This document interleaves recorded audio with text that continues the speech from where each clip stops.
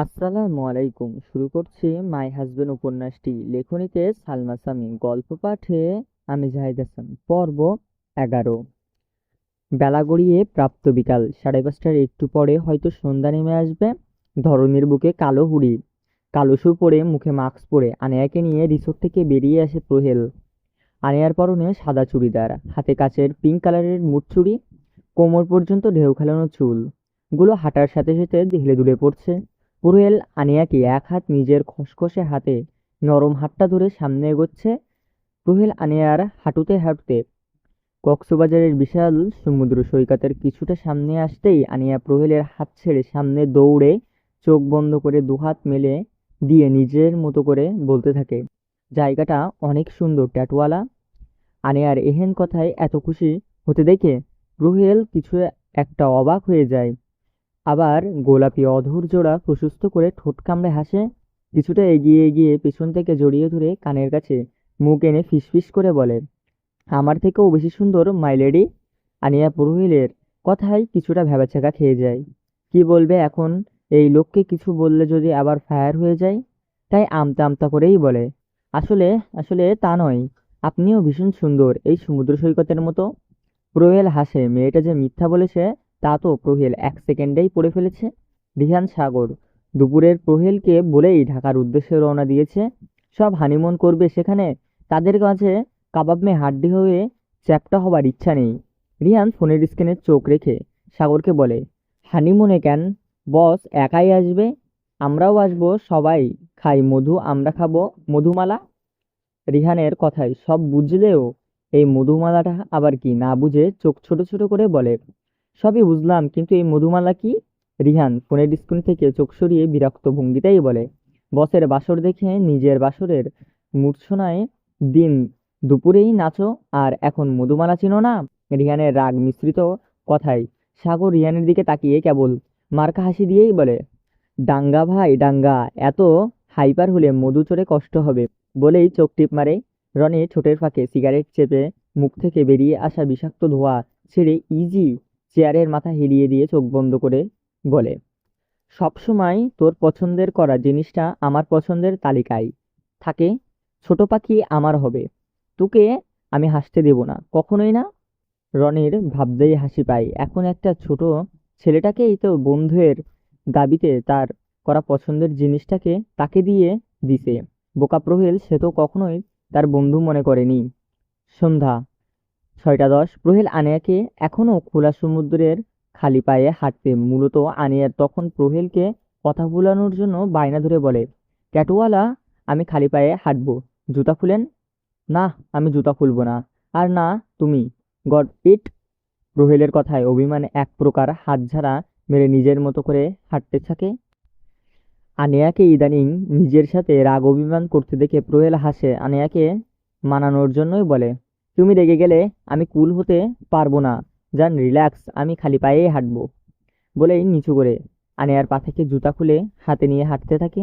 প্রহেল হাঁটলেও আনেয়ার হাঁটুতে বললে ভুল হবে, এক প্রকার এদিক সেদিক ঘুরছে, তো আবার দাঁড়িয়ে দৌড় দিচ্ছে। প্রহেল আজ নিজেকে সর্বশ্রেষ্ঠ সুখী মানুষের কাতারে রাখতে ইচ্ছে হলো। দৌড়ানো আনেয়ার পানে তাকিয়ে বলে, আমি ভালোবাসি এই ছোট্ট মেয়েটাকে। আমি একা না, আমার ঘরে সব থেকে মূল্যবান সম্পদ আছে। আমার এই ছোট্ট একটা ফুল আছে। কথাগুলো ভাবতেই কেমন মনটা দিগন্তর আলোর রোশনির মতো জ্বলজ্বল করে উঠছে। আচ্ছা, তার কি এত সুখ সইবে? নাকি সুখ ধরা দিয়েও পালিয়ে যাবে?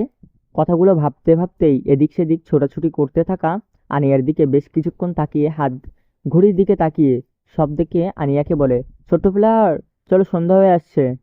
চলে যাবার কথা শুনে আনিয়া প্রহেলকে উদ্দেশ্য চিল্লিয়ে বলতে থাকে, আমার এখন ভাল লাগছে, শুনছেন আপনি?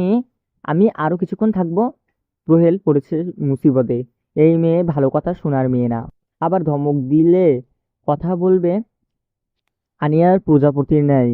উড়নচণ্ডীর মুখভয় দেখে ইচ্ছে হলো না, তাই আস্তে করে নিচু শব্দেই বলল, ছোট্ট ফ্লাওয়ার, ঠান্ডা লেগে যাবে, চলো আমরা আবার আসবো, প্রমিস? সত্যি প্রমিস? হ্যাঁ চলো। আবার আসবে বলে খুশিতে আত্মহারা হয়ে প্রহেলের দিকে এগিয়ে আসে। প্রহেল স্মূর্ত হাসে।